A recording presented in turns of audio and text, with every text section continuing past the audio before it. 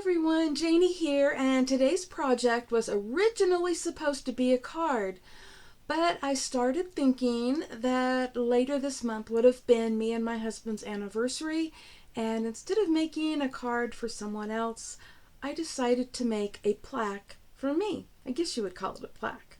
So let's head on over and get started.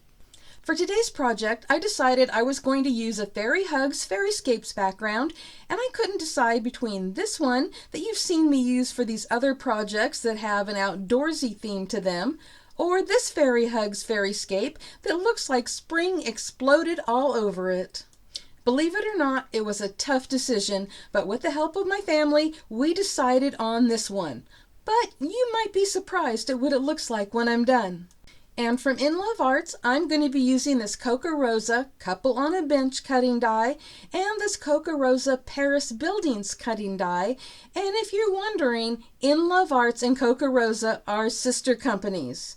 And also from In Love Arts, I'll be using this fireworks die from this Eiffel Tower die set. I was originally going to use that Eiffel Tower, but I decided I needed that city skyline. And you might remember this from my Dollar Tree haul that I recently did, and I just popped off that metal piece and used my sanding block to sand off any excess glue that was left behind. Now it's time to make some changes to that Fairyscape background. Everyone in my family that I talked to said to use it because they thought that was a romantic moon. I, on the other hand, thought it looked like a moon or a sun in the desert. So I decided to use some chipped sapphire distress ink, and I cut out a circle to mask off the moon, and I inked around the edges, making it look more like a night sky with a big romantic moon. I really like that these Fairyscape backgrounds can be used just the way they are or altered to fit your needs, just like I'm doing. Check out the before and after. I just love the difference.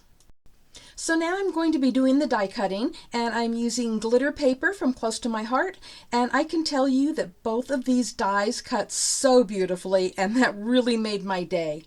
I cut an extra piece of the cityscape so that I could have enough to go all the way across, and I also die cut the fireworks. And now to start gluing things together. I really like using both my Beacon 3-in-1 glue and a spray adhesive when I want a permanent full coverage. And once I got that glued on, I trimmed off the excess and it looks seamlessly perfect. And next I added the fireworks, and I just used my Beacon 3-in-1 to do that. Next I'm using something that some people refer to as clear cardstock, but it's actually PVC clear binding covers.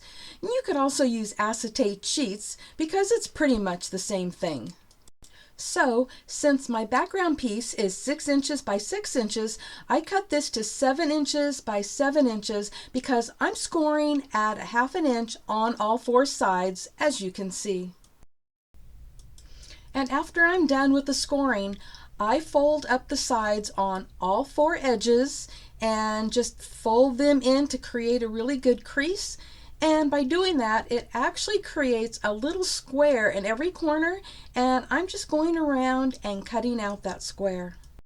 I realize I could cut that out when I miter the edges, but I just find it easier for me to do it this way. And once that's done, I'm going to be putting double-sided tape on the inside of each of those folded sections. For me, it's easier to put the tape on before I miter the corners. And that's how easy that is to do.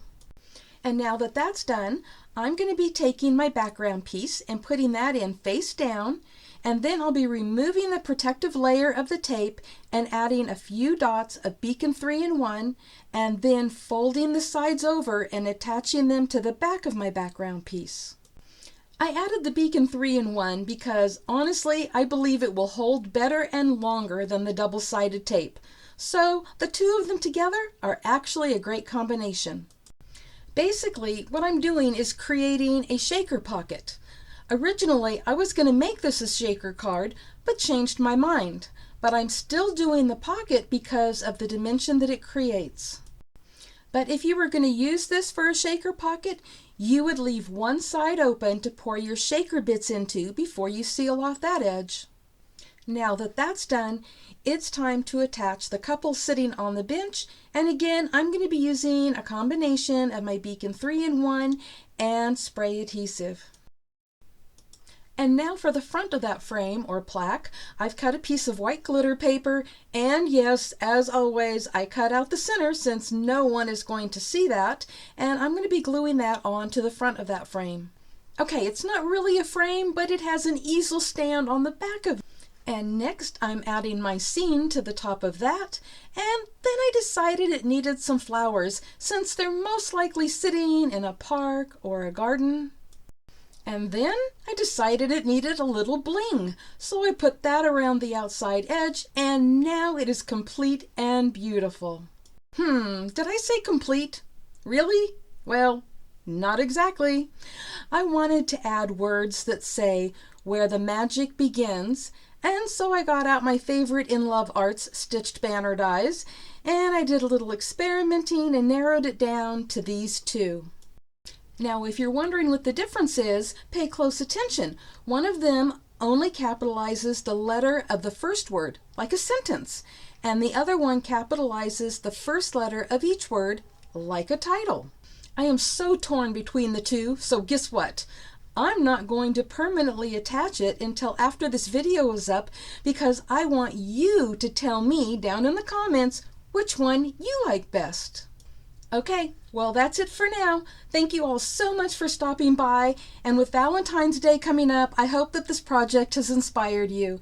And if you liked anything that I used, I'll have links below to everything in the description box, as well as a discount code for In Love Arts. And as always, happy crafting everyone. Bye-bye.